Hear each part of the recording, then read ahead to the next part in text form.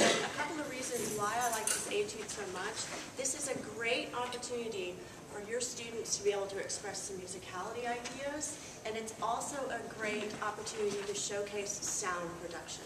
And so I'm going to walk you through a couple of those ideas, and then we will talk about kind of the obvious technical aspect of this particular etude. So just a couple of suggestions with sound production. One of the things that sometimes clarinet students tend to do when we get pretty high in the register, or sometimes when we get really soft in the register, is we start to change the airstream. We want to maintain a very fast, cool airstream so that it's consistent no matter what we are playing.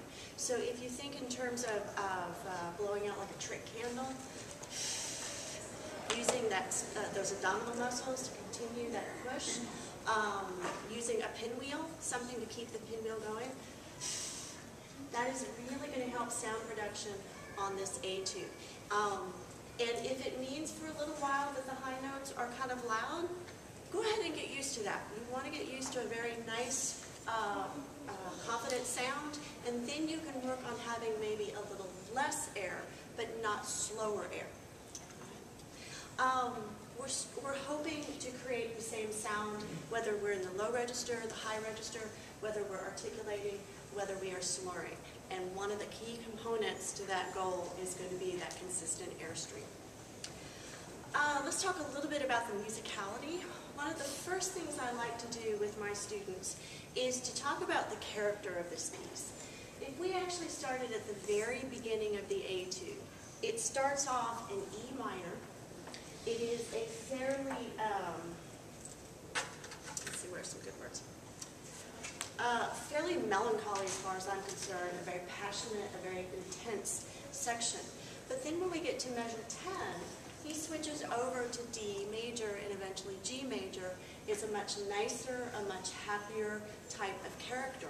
And so if our students are aware that they're starting in that earlier idea, the little bit more intense idea, then hopefully when they get to measure 10, they can make a nice contrast. That's what we're hoping to achieve, is the contrast between the styles. So a lot of times, if I just ask my students to think about the style or the character, they actually end up playing it a little differently. So that's one of the first things I want to do, is make sure that they understand what they are trying to bring across in terms of style. The next thing I like to do, and they're going to need a little time to become familiar with it, but talk about phrase structure. This piece, I feel, is basically in 4-measure phrases with 2-measure increments or 2-measure components. Most of the time it's a little bit of a question-answer type of thing. I'm going to look in those phrases for the high points.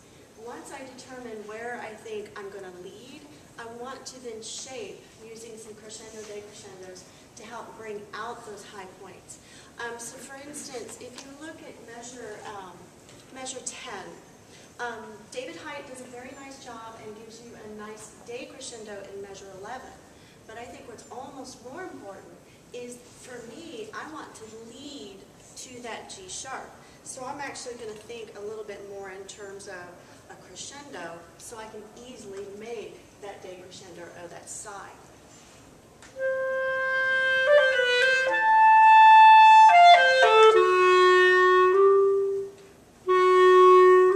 So the sigh, I think, is a very, very traditional approach, but a lot of times students won't prepare it well enough, and then all of a sudden they have nowhere to go.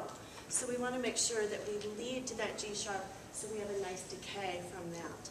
And you can go through the piece and find all of these phrases and high points, because I think it's a very traditional etude, and I think your students will find that. If they're just not quite sure, encourage them to just follow the dynamics.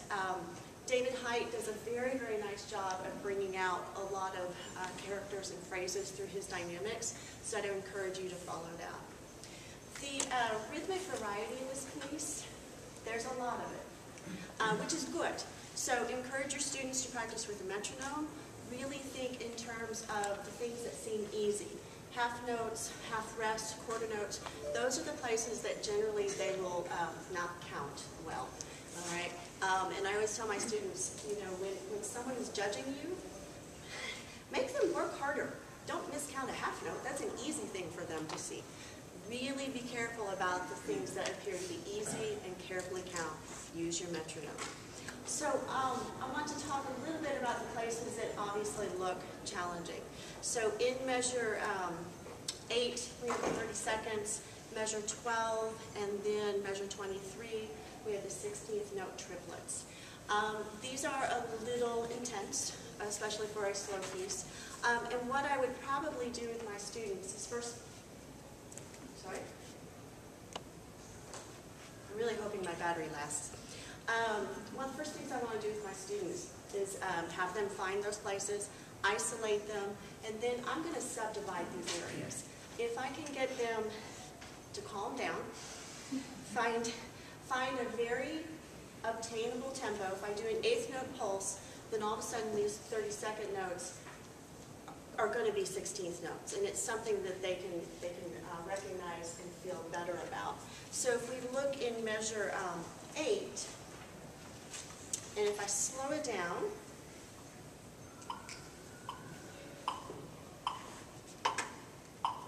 I'm going to just skip the ties, so start on the beginning.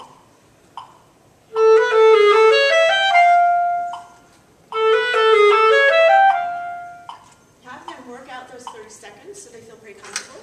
And then I'm going to systematically keep pushing that metronome up a little bit. So that was 76. Maybe I'll ask them next week to play it around 84.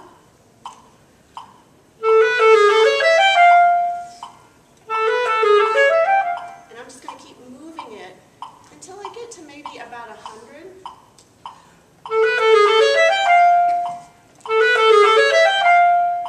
By this point, they should have a very good idea of the speed of the 30-second notes and the location of the downbeats and the upbeats.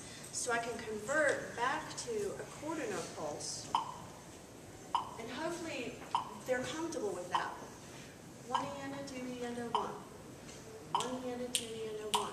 They can still think subdivision, and I would certainly encourage it, but I don't necessarily want them to tap their foot.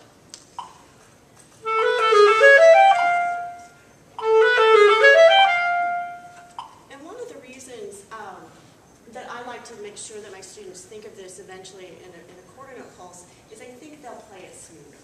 It will relate a little bit better to the phrases and the characters that are in the rest of the piece, and so all of a sudden this technique doesn't sound kind of frantic or spastic. And then finally, I went ahead and just wrote out the notes that are in the turn in measure 8, just for clarity. So we have E, F sharp, E, D sharp, E, going up to the B. So the D sharp located under the turn, or sorry, the sharp under the turn is for the D.